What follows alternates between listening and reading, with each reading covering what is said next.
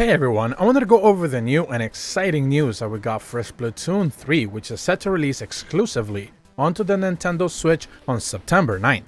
And in this video, I want to try to showcase just the amount of love and care the developers have tried to put into this title, as a recent wave of developer interviews have hit as they are leading up to the launch of the game, and they provide us some key details showcasing just how much world building has been taking place leading up to this title.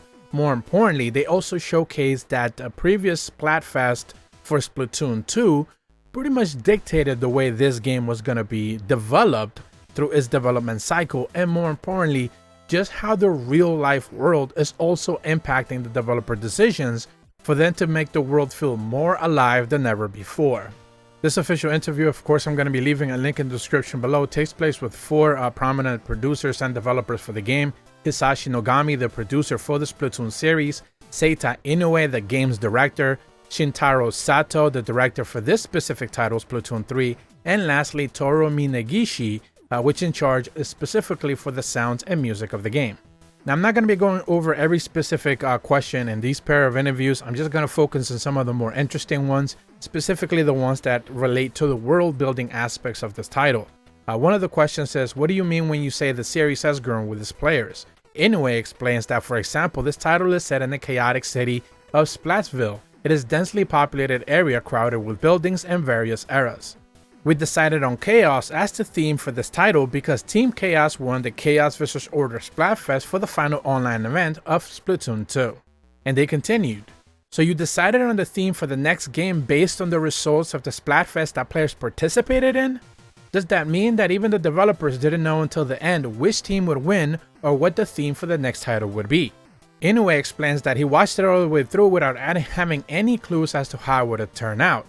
Sato explains that he had some ideas in his head, imagining how things in the game would actually work out if Team Order had certainly won. Nogami does mention that it was not until they saw the end results that they started to take it seriously, but Inoue does give some of the more specific responses. He mentions that so many players participated in the Splatoon series Splatfest that even the developers can predict the outcome. In the world of the Splatoon series, we create each game's design and sound and principles of the characters' behaviors by reflecting how players have actually played the franchise. So the trends and values of the Inkling world change significantly depending on the outcome of the final Splatfest.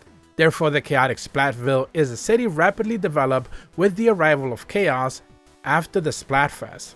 Which, when you really begin to put it into context, basically waiting almost 2 years after the game has been out to then wait for the results of a specific in-game event to then make the decisions on what the next title's main core of ideas, set of ideas and presentation will be. That is just an insane way for you to be able to develop a game. So no wonder it took almost 5 years for the next Splatoon title to release, since they basically had to wait until the last Splatfest and then start formulating ideas based on the results in game. They also continue to explain that since what happened in the Inkling world is affected by the action of players, they have no idea how it will change. This may be something that is a bit unusual for a Nintendo title, and that's certainly an understatement. Where they also interestingly mention that it is also the year 2022 in the Inkling world. In many other games, for example, the characters do not age even as time passes in the real world, or time moves forward in the game regardless of the time in the real world. But in Splatoon 1, 2, and 3, the same amount of time has passed in the Inkling world as the real world. Therefore, the characters grow and cities and structures develop over time. For example, they talk about Merch basically being a grown-up now, which is one of the biggest differences from Splatoon 2 to Splatoon 3. And I think it's fascinating. So this basically confirms a couple of things. First and foremost, Splatoon 1 came out 2 years prior of Splatoon 2, or 2.5 years, and now Splatoon 3 is coming out 5 years after Splatoon 2. So the gap of those 7 or so years is kind of like why we see the Inklings just looking more adultish now, and something that even in the artwork that we're going to be seeing in a little bit is extremely showcased as well.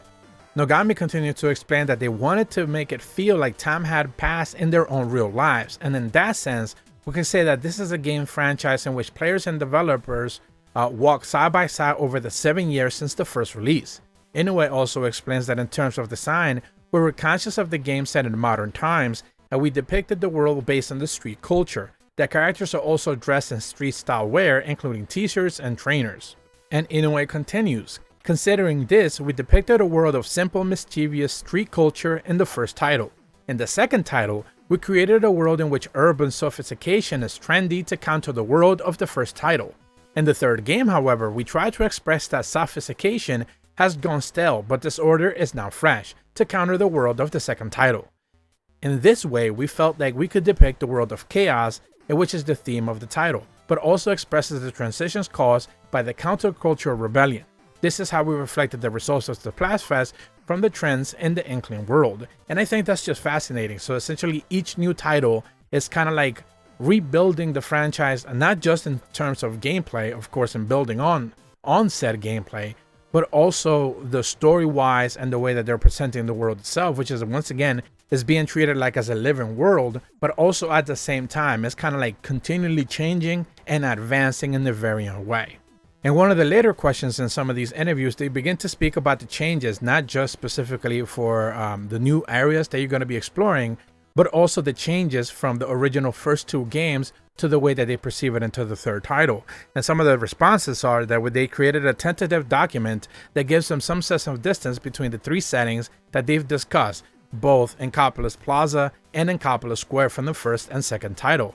As you can see in Coppolis Plaza, and we're going to be showing the image in just a second, in the first title and Coppolis Square in the second title are both located at the heart of the city, and they're only about as far Shibuya Station to Harayaku in train, which is about 0.75 of a mile, which is like not necessarily a whole heck of a lot, probably 15-minute walk or so.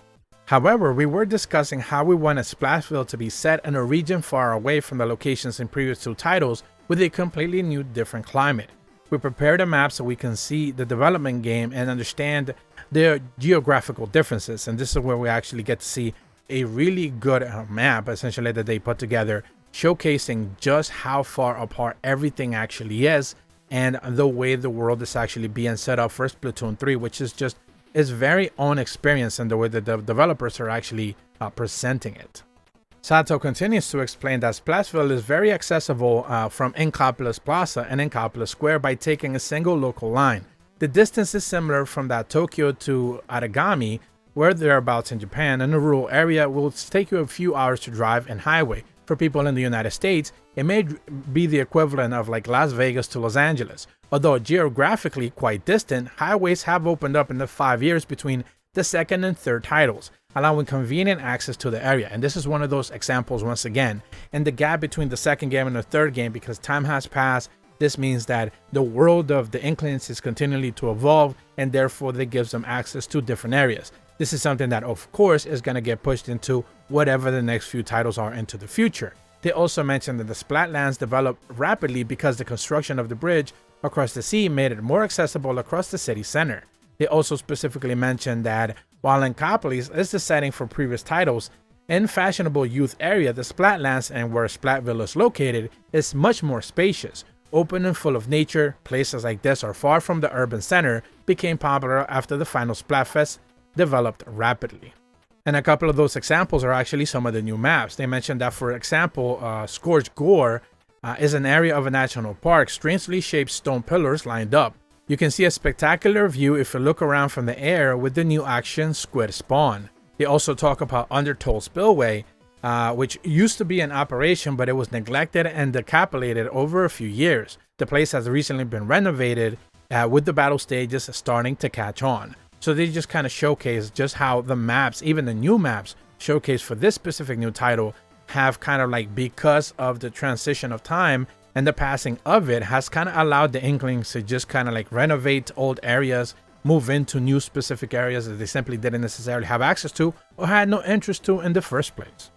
Now, like I mentioned at the top of the video, these are rather extensive interviews. So I'm going to be leaving once again a link in the description below for the official links for the Nintendo websites where they actually hosted these. There's going to be more of these coming out in a few days as well, so expect me, if there's anything world building related, which I think is the more fascinating aspect of the way they're handling Splatoon 3, certainly I will be trying to cover it as best as possible, because again, at the end of the day, the gameplay is fun, but I think just the way that the developers have decided to just kind of attack the game's development approach with their very own ideas is something that you don't necessarily see with Nintendo games pretty much for decades now. So it kind of feels very fresh in its very own nature.